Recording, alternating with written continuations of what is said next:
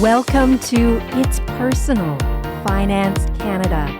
I'm Christine Conway. And I'm Cameron Conway. And this podcast is a very personal look at personal finance in Canada. Welcome to It's Personal Finance Canada. I'm Christine Conway here with Cameron Conway. And if you're in BC, Alberta, Saskatchewan, Manitoba, Ontario, or the Yukon, feel free to find us at braunfinancial.com. This week, we're going to talk about advice that sounds good, but can go bad. And I mean, man, this is a big category. We just picked a couple of our favorites. There are a lot of things that start out well. You think you're going in the right direction, but something just gets a little bit off and the outcome is not at all what you expected. Yeah, just because something sounds good or the person sounds convincing or insightful doesn't actually mean that it could help you in the long run. That's right. It's the old adage of don't trust someone in a suit just because they're wearing a suit, right? Let them show you what they know, have that experience of what knowledge they actually have, how they've served other people, and then take the leap. Yeah, it's actually pretty easy to go out and buy a suit. You don't need a license or anything. You don't have to convince anyone. Just go to a store and buy one. All of a sudden, you're credible somehow. It's true. We can all do our hair and look pretty good on a good day. So as it goes. So let's jump into my first one. And this one's a little bit controversial. Even for me, I almost didn't put it in the show today. And this is borrowing to invest. So let's talk first about why this advice sounds good. I mean, this is leverage. So we are talking about investments in the stock market. And you can multiply gains, especially when things are going really, really well. But there's the flip side. It can also go very, very poorly. In a down market, your losses get magnified. And depending on how your debt is structured, you can be forced to sell at a time that is absolutely the worst time that will lock in the losses. And we have spoken to people that have been on the losing end of leverage, and it can take years of their lives to dig out of that hole. Not only that, it materially impacts not only their tolerance for risk, but also their appetite to move forward in the future and step into that investing world again. And finally, if you have a large enough debt that's no longer tied to an asset of similar value and you have to dig out of that debt hole, it can be a big problem in the sense that now your other goals may have to take a backseat for a while. Yeah, essentially how this works is that kind of old adage of you need money to make money. So people think, well, the bank has a lot of money. I'll just take some of that money, throw it at investment, throw it at the stock market, and it'll magically create more money. And then every single time I'll win. Well, that's right. And we all like to win. So am I personally against this? Am I against borrowing to invest? I would say no, but I would also say that I have a very clear criteria for doing it. So I will only borrow to invest in something where I have either direct control or the ability to influence the outcome. So there is a material test of control for me that really makes the difference. And let me explain. So if I'm investing in a business or a business idea, for me, that's an awesome investment. It's a great investment because I can look at how the business is done in the past and because I'm the owner and I'm a partner, whatever my structure is, I have a say in how that business is being run. So I view the investment in a business actually as an investment in myself. And I mean, I will invest in myself every single time. So the test is this: can I control the outcome? If things start to go poorly, can I change the direction if something is no longer working without having to sell that asset?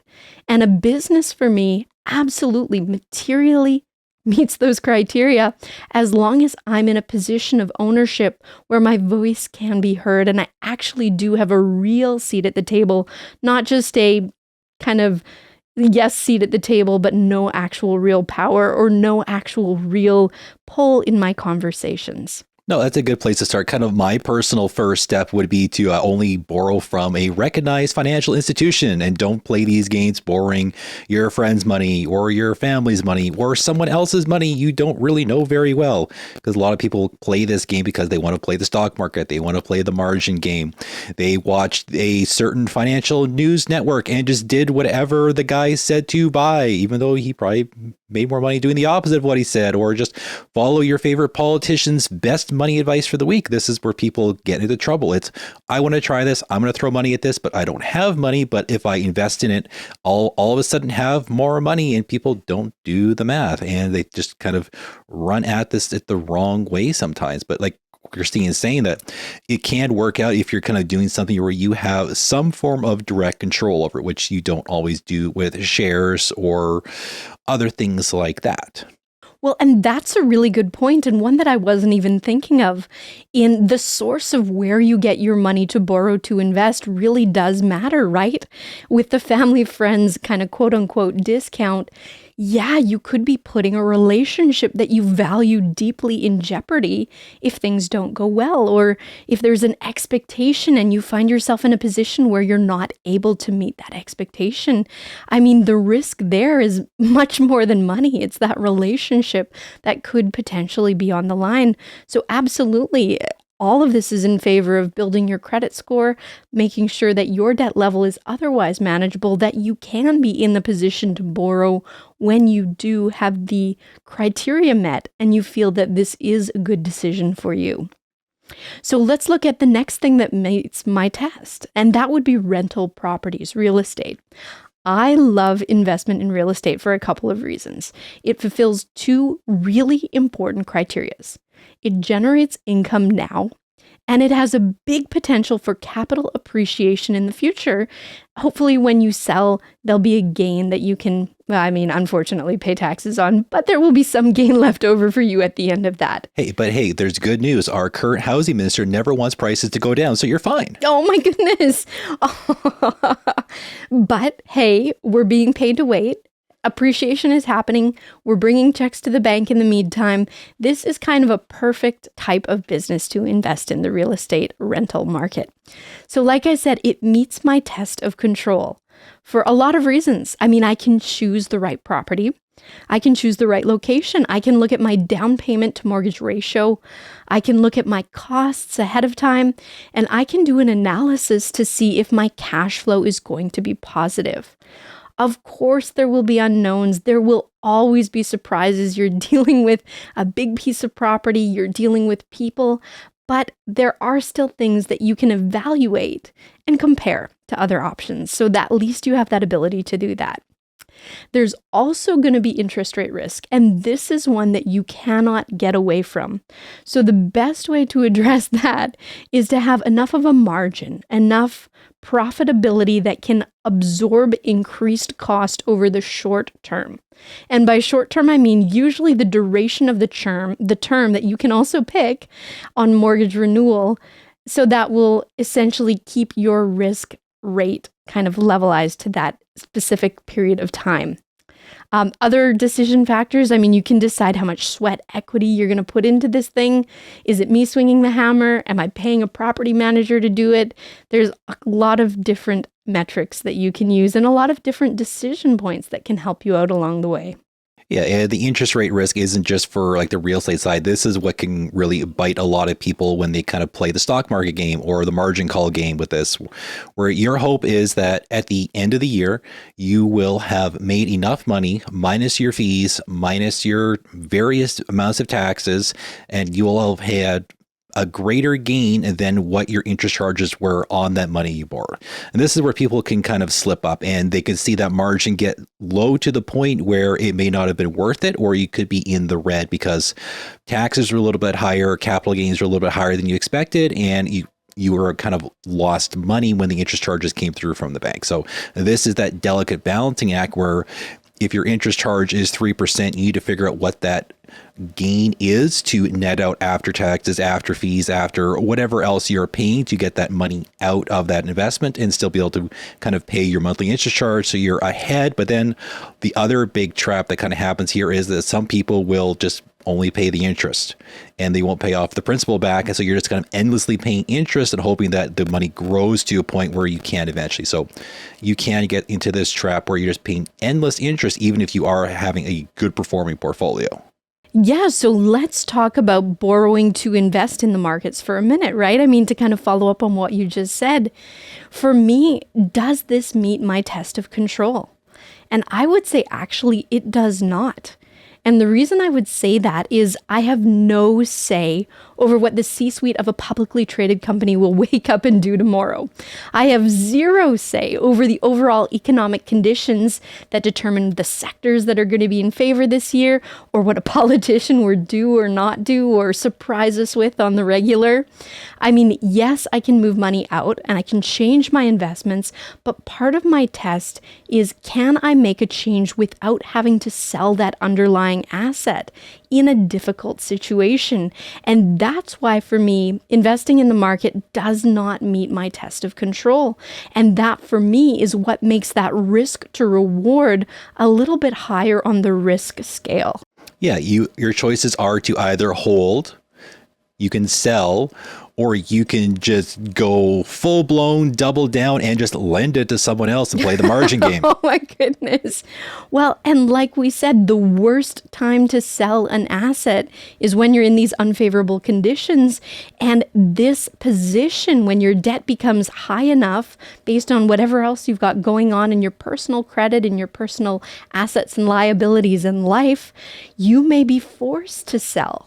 And that, for me, when you lose that control of being able to make that decision yourself and your hand is moved for you, that is the risk. That is the biggest detriment. And for me, that risk outweighs the possible benefits. So you're saying then the way to solve all this is to only leverage and buy when the markets have completely crashed. Maybe. You got the low out of the way. You're good now. Oh my goodness. There'll never be another low again. Look at the last 6 years. It's been a little wild, right? I mean, history, let's hope it doesn't repeat itself. It's been crazy so far. But no, you can do other things though, right? Like you can manage the amount that you're borrowing. So you can say, this is a relatively small debt compared to my total assets, and I'm okay with that. If you have enough room on your loan line of credit, however it's structured, maybe this is not a factor for you. Maybe you are not going to be forced to sell. Maybe you can hold and ride it out as long as possible, but you'd be in the position of having a debt at a higher level than the underlying asset that it represents. And like what I was saying before, if you are in that potential loss position, you won't want to sell those shares to pay your interest charges this month. So it'll just keep rolling and your debt will just increase.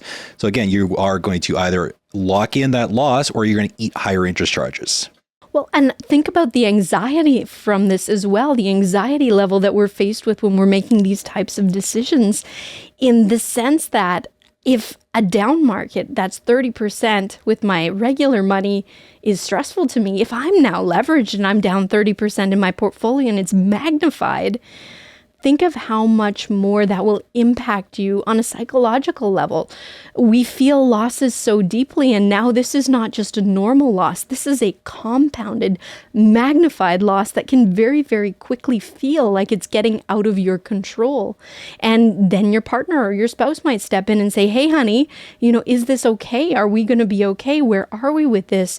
You might start feeling the pressure if your interest rate or your payment goes up. And there's just so many things, like I said, that don't meet my test, that are not within your control, that can make this unfavorable. Now, let's talk about one more reason that people may not want to do this. And I'm talking specifically about borrowing to invest in the stock market. And this reason is all about taxes. Last year, the CRA published a change to the interpretation of when interest would be deductible. So we are not accountants. So we kind of have to follow our accountant's recommendation ourselves. We have to follow consensus. We have to see how this is applied historically, how it holds up in courts, things like that. But what I've seen, generally speaking, and this is not to replace an accountant's advice at all, is that capital gains have been excluded from this ability to deduct interest charges. And that is material. And it's material enough that I would encourage anyone who has this strategy to talk to their accountant today. Like, don't delay, get on the phone, get in front of your advisor, see what they think about this change. And if they're not aware, it's Income Tax Folio S3-F6-C1. And this is all about interest deductibility. So what it's trying to do, the folio is trying to provide more clarity on the phrase for the purpose of earning income from a business or property. And as you kind of get into the minutia, we tried to read it ourselves, but again, not accountants, not lawyers. What we found was that it wants it to meet this test of generation of income. So if you're investing in a business, you have to have that profit motive of trying to generate an income. Or if you're invested in a piece of real estate, you've got rental, that's income coming in. Those appear to meet that test, so your interest can still be deductible. But if you're getting capital gains, now that is no longer appearing to be a gray area. So it's very, very specific. And that's why we say for the 52nd millionth time in this show, talk to the accountant. They know much better than we do. Don't take it from someone on the internet who runs a podcast. Talk to your accountant. Yeah, the gray area came because it wasn't just like holdcos and corporate students. The people, just everyday people, were just doing this with their own personal non-reg accounts, and CRA was not happy. They were kind of treating this as like a source of business income when they weren't selling the shares. They were just riding up the capital gains and hoping to get it later and just write off the interest today. So CRA closed up a lot of these loopholes last year, started a little bit before that. So it's a lot more difficult. And this was the kind of the big selling feature for people who were really, really pushing this strategy. Oh, don't worry, you'll just write off your interest charges. You'll get a tax credit back, but that is not applicable anymore unless it's under a very certain specific set of circumstances. And you usually need like a holdco or corporation to make it work properly. Well, and even then, right? Like, I just think you have to be so careful now. And the strategy you had last year is probably not the same as the strategy that you'll have this year. And I think based on what I've read, a big reason for this is a capital gain is kind of viewed as appreciation of the underlying asset as well. It's not income per se. It's not money in your pocket today. It's not a regular reoccurring stream of income for you that you can then count on. And if the CRA is doubling down on that interpretation, then that is what you have to be aware of. So let's navigate again to the second one. And this one, again, I kind of hesitated. I'm like, should I put this in the show? Should I do this show at all? Yes. Oh my goodness. We're getting a little bit more controversial than usual today, but that's okay. But this is stuff we see show up a lot when we're watching YouTube or on Instagram or Reddit. Just these are two things that pop up a lot, even with people who kind of come to the office and want to talk about certain strategies. Well, exactly. And that's why we titled this the way that we did. Advice that sounds so good, but it can bite you. It can go bad. So like I said, kind of tongue-in-cheek on this one, we are going to talk about taking the largest mortgage that you can qualify for. So this advice is very, very popular for a couple of reasons. It makes the bank money. That's not the reason. Okay, the two reasons I have, maybe that's your reason. The two reasons I have is the first, it's in our nature. We want to give ourselves, we want to give our families the best possible standard of living. And I would say easily, housing is a huge part of that. So the size of the house, the neighborhood that you choose to live in, the catchment area, if you have school-aged children, all of those things are factors that directly impact your quality of life today. And that is an incredibly powerful motivation for people.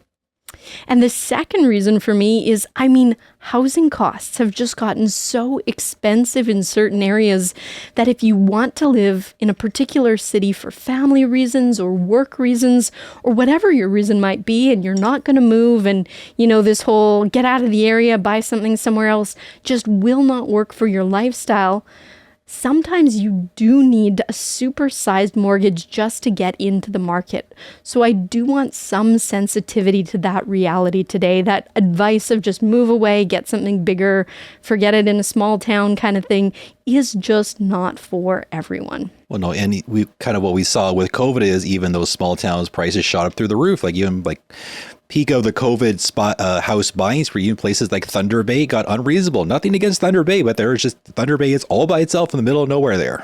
Yeah, and we saw it firsthand too, like with some conversations that we had where people thought they were going to get that $1 million windfall after prices appreciated so much during COVID, and that they would then just downside, take their giant bag of cash and live large in this kind of small coastal community or smaller town or whatever they envisioned it to be.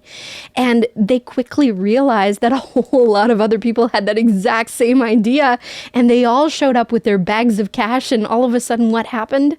Prices went up dramatically. So now even these quaint, small, adorable, small retirement community-like towns where you'd go to kind of slow down and have this nice lifestyle got super expensive. So more of that big bag of money got spent on that, on just the real estate piece. So it wasn't as big of a windfall as people thought. I mean, come on, we're not shaming people that got this great capital appreciation from their home. That's fantastic.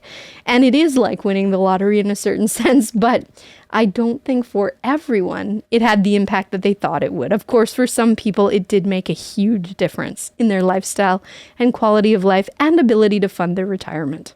Yeah, but on top of that, we kind of have to get into like the cost conversation, how this affects your entire budget and how it can have a good or, well, most like a detrimental effect if you kind of over leverage yourself, which is kind of like the term of the day, to be over leveraged, and how, yeah, taking that big mortgage could hurt you later.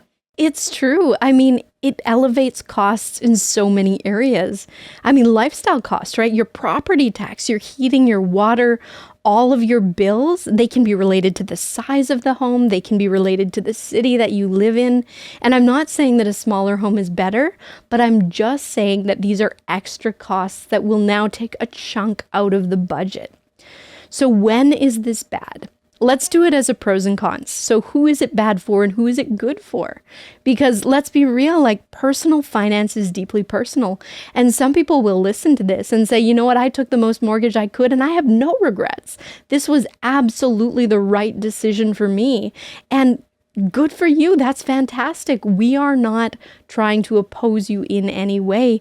We are just trying to provide context for some pitfalls that we've seen with real people that come into our office that have trouble because of decisions like this. So the pro, you get to enjoy this absolutely fantastic standard of living right now. The con to that, of course, or the flip side, is it might mean a bit of a lower standard of living later. A lot of people who have this big supersized mortgage find themselves in this position where they can't save as much as they had been prior. And then they're in this position where, as we were kind of tongue-in-cheek joking, they are relying on either downsizing or refinancing later as a strategy. So they need that capital appreciation to be able to make it all work at the end of the day. Well, what I was going to say was one of the strategies is to do the opposite we said for point number one today, which is to kind of open up a HELOC and just spend away investing, try and make up the gap afterwards. So we kind of lump these two together because one can lead into the other. Sometimes two turns into one, sometimes one turns into two. Yeah. So when is this bad? When you have a big enough mortgage and your costs have gone up so much that you now can't adequately save or reach your goals. So this is the whole house poor conversation where you're stuck relying on the appreciation of literally one asset class for retirement if you've gone all in on your house and you don't have savings elsewhere or you don't have a pension plan. I mean, of course, there's government benefits, but those are minimal. So we think there should be more than one asset class. We love the idea of you owning a home. I think there's huge benefits to that. And I'm also a big advocate of stocks and bonds and real estate and passive income from business ideas that you can kind of build up during your working years. But this idea of house poor is something That is a reality now for so many people, especially when interest rates adjusted up not that long ago, as they did. And I know they've come back down, but it's the timing game, right? Where you never know how your renewal will time out to the ups and downs of the interest rate environment. Which is a big problem a lot of people have run into kind of between 2023, 2024, early part of 2025, where all of a sudden renewals came up and prices shot up like crazy. Now they're stuck for another 3 to 5 years. Yeah, exactly. But we're taking the perspective of a financial planner, right? We're taking the perspective of looking at this as a budget item. So when we're saying that people are now realizing all these additional costs, if you've bought your first home and now you're seeing your mortgage, your repairs, your property tax, your utilities for the first time, it's what it will do to your savings rate that you have to consider, hopefully, before you make that purchase. And we've also run into the situations where people buy their first home later in life. And I mean, I'm so happy for people when they do. This is a major accomplishment, but now they have two things that they have to overcome. They have a reduced capacity to save, and they also have a shortened timeline to retirement. And if all of their resources have gone into trying to build enough of a down payment so that they're in this place where they can make this purchase, they might be in a position where they don't have a lot saved to retirement, especially if they don't have a group RSP or group plan or pension through work, and they're in that place in life where they have to do the savings all for themselves. So this is something that can really, really make a difference, because yes, you've just achieved this major milestone, but now we have to think forward and we have to think about the impact and the implication later on. Yeah, this is the risk a lot of people take, where essentially if you are a couple, one person's entire check has to go towards the mortgage and the other person essentially has to float all the bills, all of the savings, all the odds and ends because of the way the budget and the leveraging worked out. And this is where some people get caught, where, yeah, it takes one person to pay the mortgage and one person's left kind of handling everything else. Well, absolutely. And I mean, it can be all over the board, right? Sometimes it is in these really expensive areas, exactly that, where you're seeing entire paychecks devoted to the mortgage. Sometimes it's less, sometimes it's more. And you could make that same argument with renting, with how it's progressed as well, right? In certain areas also. Well, also, some people try to fix that problem by just having a stranger living in the basement, make it their problem. Oh my goodness. But what we want to point out, renting your basement as a sweet aside, that when you are looking at retirement and you know that you're going to be carrying your mortgage into retirement with you, it might mean a couple things. It will mean that you will have two different numbers to consider when you're making your retirement budget. And that's retirement with a mortgage and retirement without a mortgage. So there'll have to be a timeline done so that you can see when you expect to fully pay this off, especially if you're in the position of being able to make prepayments. But of course, we understand that not everyone can do that.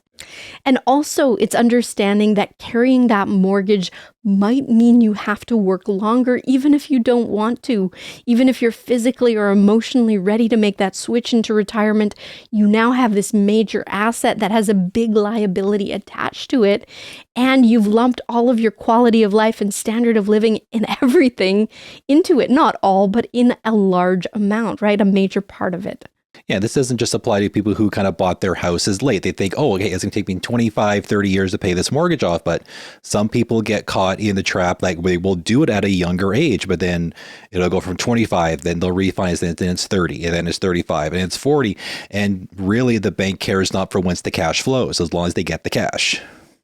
Well, that's exactly it. And I mean, if people were to start to look at their mortgage as a total cost proposition, like, what I mean by that is we think about the cost of our home as the sticker price, the price you paid when you signed your contract. But the actual cost of your home includes the interest payments that you've made along the way. And to Cam's point, reamortizations increase that cost dramatically. And yes, I understand that if you're renting, you're still in this position of continued costs. But in my mind, the reason that people would buy a home, I mean, it's twofold. There's the stability of it's yours now, but there's also the way to win with home ownership, in my mind, is getting that mortgage paid so that you can, number one, redirect that money elsewhere when you're in your savings years. And number two, you can make your money go farther in retirement because you no longer have to pay that bill. Or conversely, you can save a little less for retirement because you don't have to fund that bill or you don't have to fund ongoing rent. So meeting your retirement needs can be easier if you've paid off your mortgage before retirement because you have a reduced cost. So what I like to say to the person that's either thinking of buying a home but they haven't yet pulled that trigger, this is the type of planning that can be done up front, that can help you make an informed decision that will really change how you view all of this. It can move the needle in terms of what you buy, how much you invest, even how big that down payment should be if you're early enough in the planning stages. And just understanding how everything is so integrated in all of your financial decisions, and a major one like your mortgage, like your house, like all of the residual costs, is absolutely make or break in the ability to achieve your other goals and the ultimate goal that we all have of retiring comfortably one day. Yeah, it's a lot of give and take, but just for ourselves, we prefer going the mortgage route because we know far too many people who are kind of just like stuck renting month to month in a long-term situation that could just be kicked out at a moment's notice. So that is one of the things. But even kind of going back to what Christine was saying about like the total cost. So some people think, oh, I bought this house for $1 million because that is just a shack where we live. It's $1 million, but they don't do the math and realize that later on that $1 million house probably could have cost them like $1.8, $1.9 million once all the interest charges have kind of flowed through. So again, this is just kind of that good planning, that good foresight, figuring out what that total impact will be to your long-term finances and whether you overextended, whether you didn't made it so you couldn't save enough for retirement or other things, or you hit that perfect sweet spot where everything is actually taken care of.